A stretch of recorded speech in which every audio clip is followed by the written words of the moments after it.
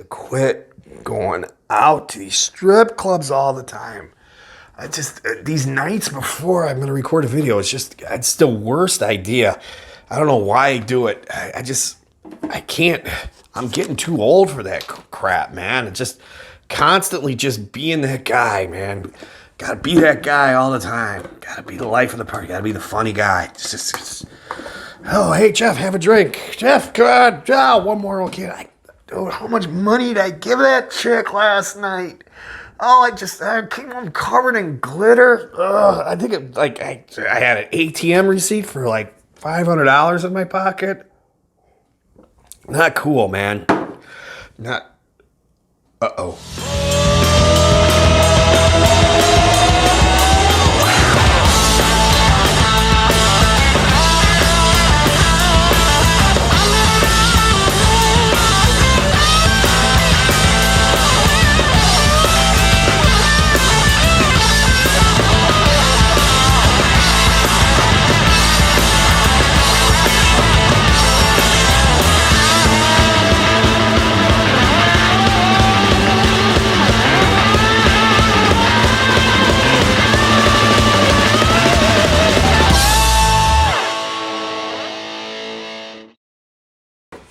All right, everybody relax.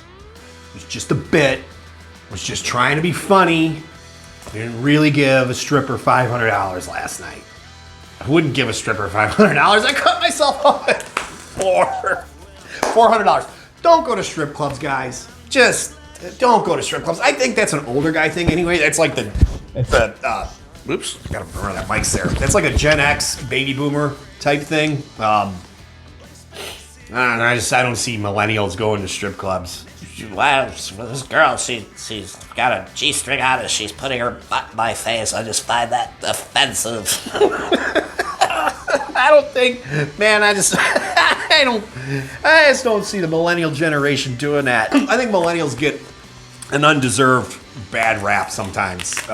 They're not really these lazy entitled kids. Like there's lazy entitled kids in every generation. There was lazy entitled kids back in the 20s, in the 30s. There was lazy entitled baby boomers. There was lazy entitled Gen Xers. I'm one of them. I would know. I don't know how I got off on this thing about the generations. It's just where my mind works. My mind is like this. Oh, I'm gonna go over here and see what's happening over there. Why am I here? Why am I talking? It's my end of year retrospective, where I talk about all the crap that happened to me this year, all the stuff on YouTube, where it's going, and you watch and you pretend to care. Welcome to Will Drum for Food. I gotta get this out of the way. I'm 3 minutes in and I haven't even done my bit yet. Welcome to Will Drum for Food, the ramblings of an over-caffeinated madman.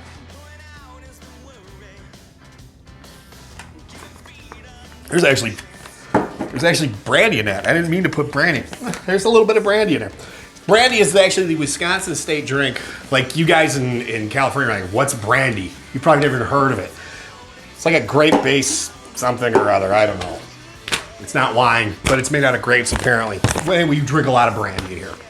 Like we go to Packer games. Speaking of which, that's like, I wasn't really at the strip club last night, by the way. I was at home. I was slept in bed with my wife. I didn't have glitter all over me. I watched the Seahawks and the 49ers game, and as you guys know, I'm a rabid Packer fan, and we needed the Seahawks to win to shore up home field advantage throughout the playoffs. The Seahawks missed home field for the Packers by 4 inches. They screwed us again, man. Pete Carroll screwing me again. That was a stupid penalty they took. Not that it really matters in the grand scheme of things, because I don't know how many of you are NFL fans, but the Packers are the absolute worst 13-3 football team I've ever seen in my life. They're freaking terrible.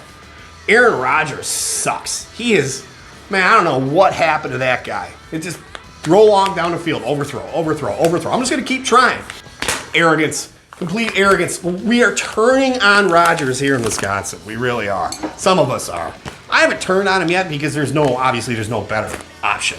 I mean, who are you going to get? Who's going to replace him? I mean, he's still a good quarterback, but he's just arrogant. you guys aren't here to watch me talk about football. You're here to watch me talk about myself. How great things went this year. It was a big year for me, man. Really was. On the YouTube front, on the personal front, lots of changes, lots of big things happening in my life. The year kind of started out kind of crappy. You know, I think some of you, my dad passed away. You know, but so it was kind of like blurry at first. It was just kind of everything just was odd. So this year just cruised by. On the YouTube front, I had a good year. I had a lot of growth this year. This is my best year ever on YouTube. It really is. Even though the subscriber count doesn't reflect it, as far as views go, as far as videos getting into the upper algorithms, I've had a really good year. I really have. I put out 46 drum covers this year. And if you watch I think one of the first videos I did this year, if you go back and you watch, it was probably, it was on the old Green Sparkle. I think it was like Judith or something. Yeah, it might have been Judith by Perfect Circle. I think that was the first one I did this year. To my most recent one, which would be Welcome to the Black Parade. The difference in quality is huge. I've really learned a lot about processing and getting better drum sounds, miking techniques, things of that nature. It's funny because like I will spend just whatever. I'll play the song, get through it like one take or whatever. That's good enough, you know. But I'll spend like so much time mixing, trying to get it to sound good. I obsess over that because for me, that's the fun part. That's this right here. This is the part I enjoy. This is my favorite part of making YouTube videos, is the mixing and the processing and the actual recording of it. The editing, I can kind of live without that. Chasing the mix, that's what I love to do. I love chasing the mix. And I was able to improve on it big time this year because of one tool. And I highly recommend everybody doing drum covers spend the money on this. It's not much. They're having a sale right now. I think it's 50 bucks. Normally it's 100. It's X-Trax Stems 2. You can take the drums out of a piece of music. Yes, it sounds a little funny. I've had comments when I put, and this is part of the reason why I just quit doing it. I quit putting up drumless tracks because I got too many comments about it sounds funny.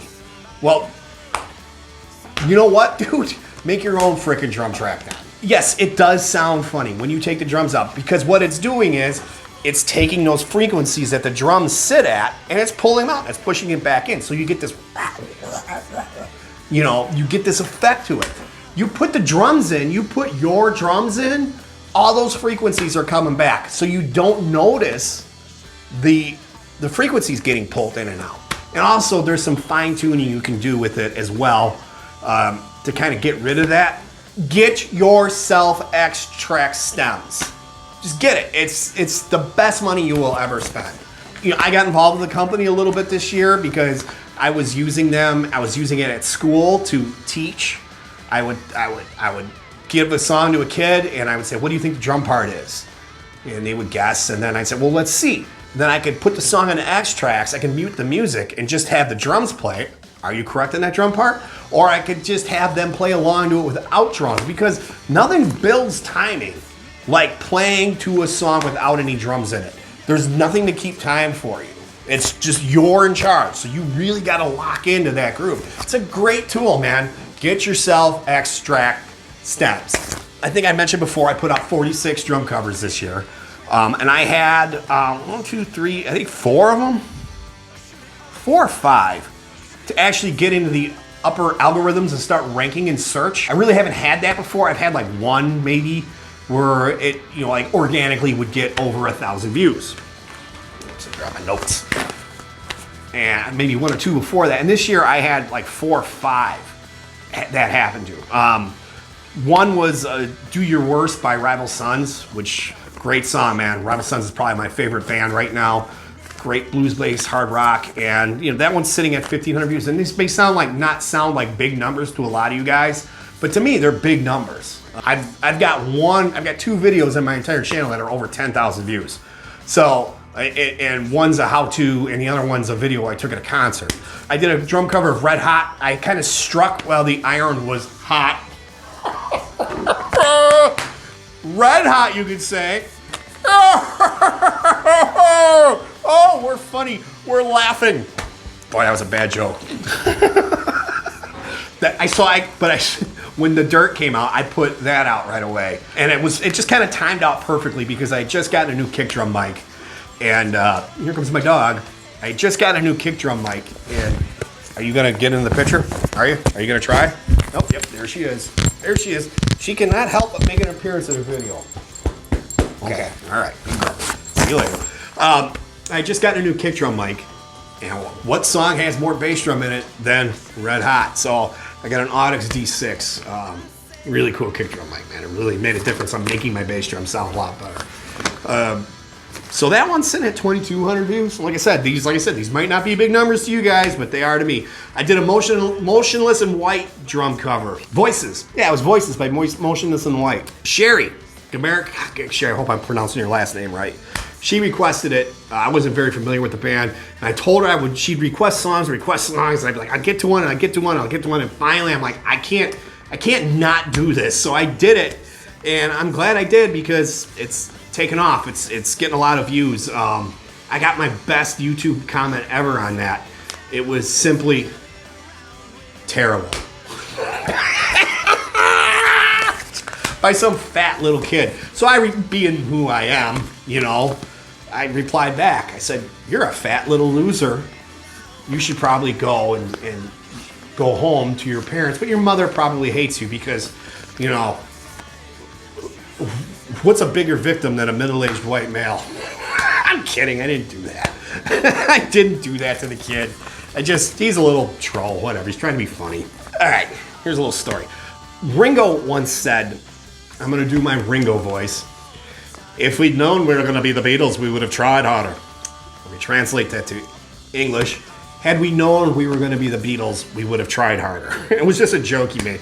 Had I known this drum cover was going to be the #1 drum cover in search for this particular song all across YouTube, I would have tried a little harder because I muffed a fill in it. Like, I frickin' just blew it. If you know the song is Am I Evil by Metallica. And there's like a drum solo fill.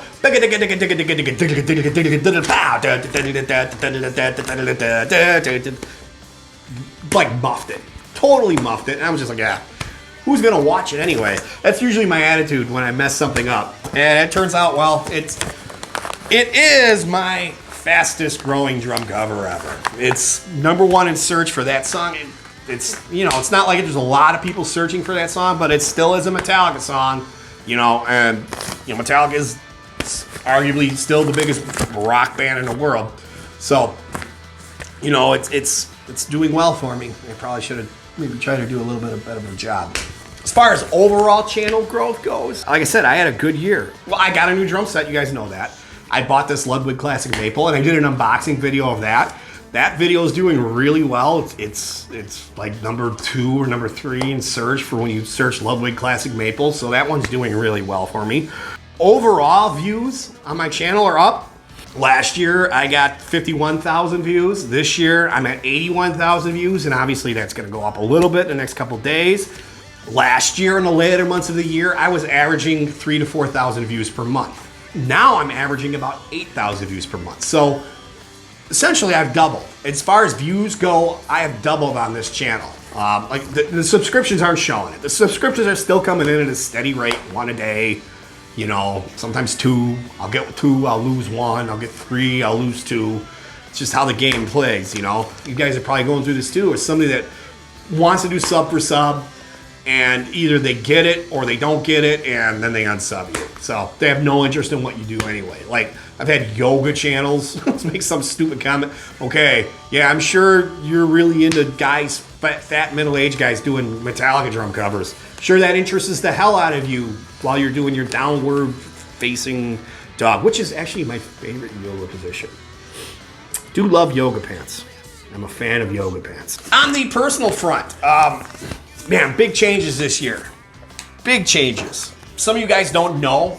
Maybe this space looks a little different to you. I moved. I changed houses this year. This house is freaking awesome. And you know what? Let's take a little tour. So here we are. I'm in my drum room area right now. Of course, right here is the old. This is the classic maple. This is the drum set I purchased this year. Killer drums, man. I'm so happy with this drum set.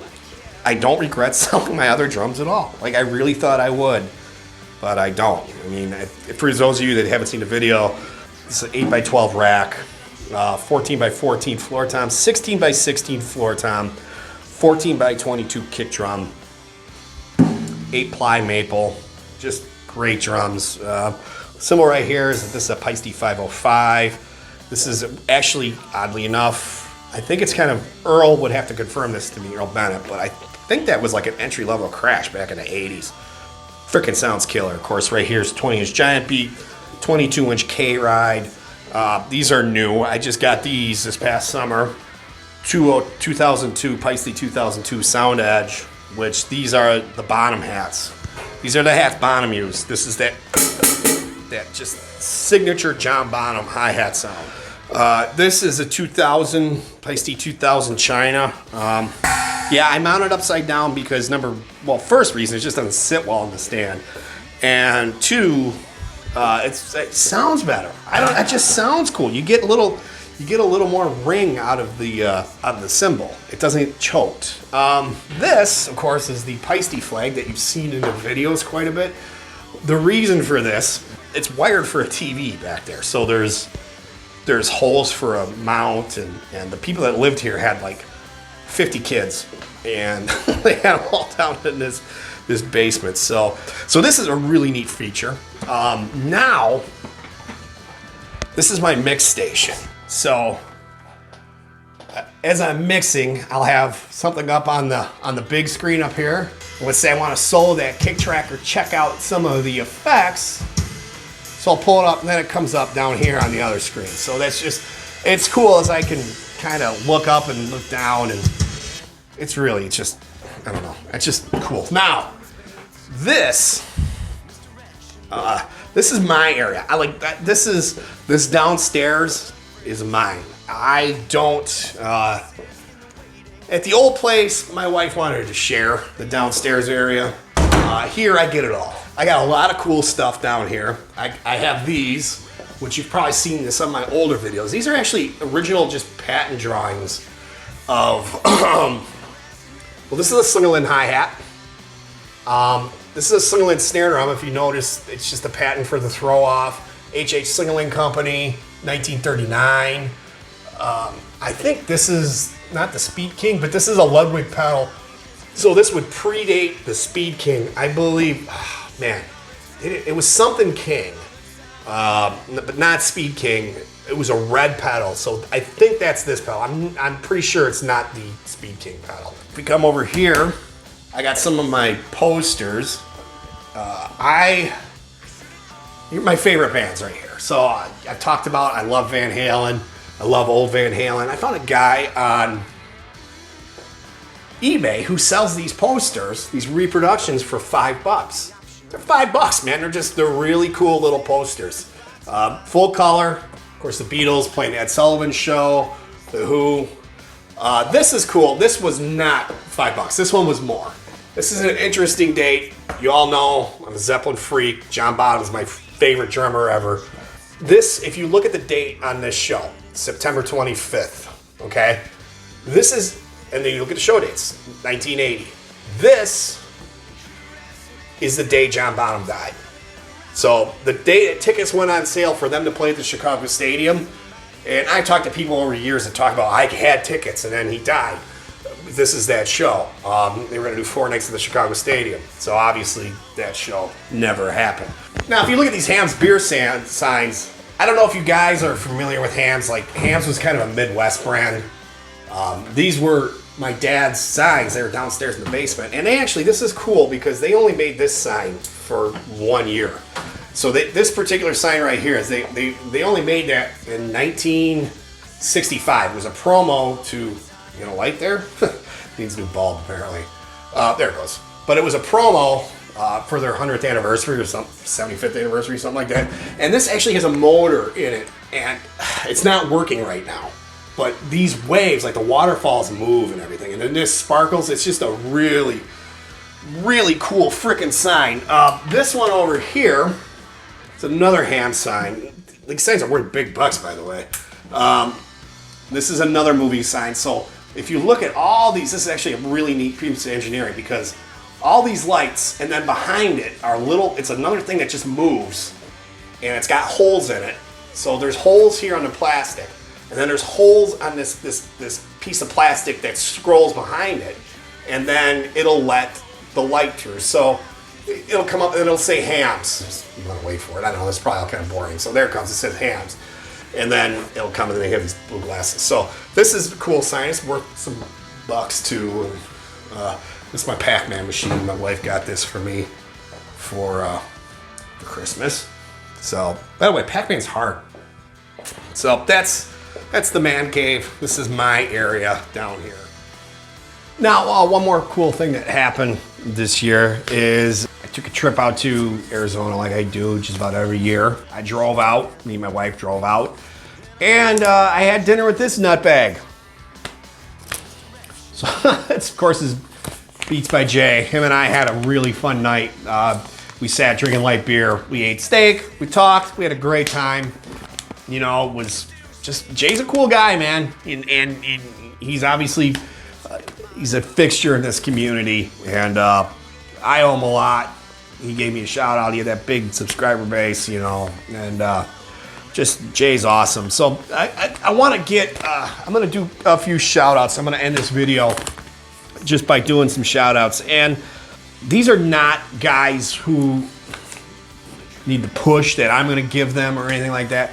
They're just, these are, of course, there's Jay, who I talked about earlier. And then there's 3 more guys who I've had interactions with outside of YouTube comments, just talking on Instant Messenger or whatever, who just, they've helped me out, or I enjoy them. First up, Kelly Kusamato, Mr. KMKANDRUM. I don't know if I say that right. I don't remember his channel name. I just call him Kelly. I was on Kelly interviewed me this year. We talked. Kelly's just a cool guy, man. He's got a cool story. Killer drummer. I played on his record. So, Plastic Glasses album. So, check that out. It's on iTunes. And I'd have to ask Kelly because I can't remember. I want to say I did 4 songs. Did I do 4 or did I do 3? Originally started as 2, and then somebody else that was going to play on it kind of backed out, and I ended up taking at least one of their songs, maybe 2. I'm having a hard time. Thing foggy, you know. It's next. I talked about earlier about the possibility of moving to Florida. This gentleman lives in Florida, and he was gracious enough to hop on a Facebook Messenger call with my wife and myself so we could just kind of get an idea on what we were going to get into if we did end up moving out there. And of course, I'm talking about Mr. Earl, the Hammer Bennet.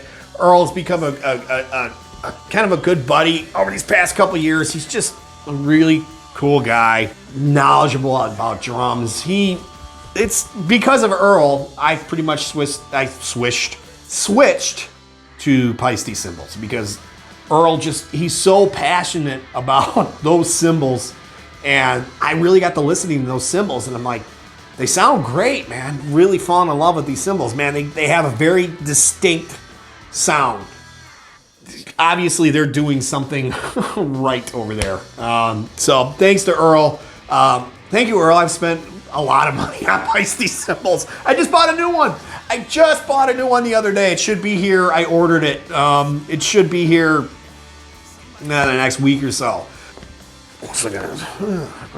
Oh, last but not least, in my opinion, out of all of us drummers in this community, this guy's the best freaking player out of us all.